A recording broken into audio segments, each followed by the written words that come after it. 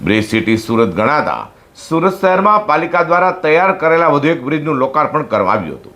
સુરતના કતારગામના કાંસાનગર ખાતે તૈયાર થયેલા 2 લાઇન બ્રિજનું કેન્દ્રીય જળશક્તિ મંત્રી સી.આર. પટેલ હસ્તે મહાનુભાવોની હાજરીમાં લોકાર્પણ કરાતા લાખો વાહન ચાલકોને તેનો સીધો લાભ મળશે.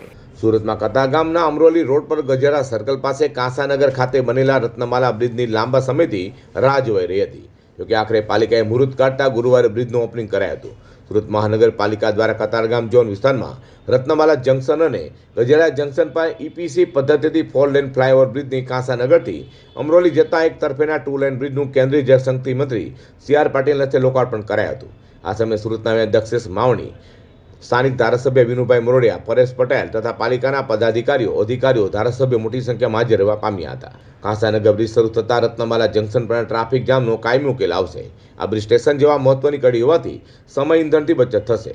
કતારગામ રત્નમાલા, નંદુ દોશીની વાડી, લલિતા ચોકડી, એકે રોડ, ફૂલપાડા, વેડ રોડ, સિંગણપુર, વરાછા રોડ આવવા જવા માટે ઉપયોગી નીવડશે. કતારગામ, વરાછા ડાયમંડ માર્કેટ અને ટેક્સટાઇલ માર્કેટ સાથે સંકળાયેલા હજારો રત્ન કલાકારો અને વેપારીઓ, માર્કેટના કર્મચારીઓ, કામદારો મોટી સંખ્યામાં અમરોલી, કોસાડ, ઉત્તરાયણ સહિતના વિસ્તારોમાં રહે છે. આ બ્રિજ બનતા તેમની પણ અવરજવર સરળ અને ઝડપી બની જશે.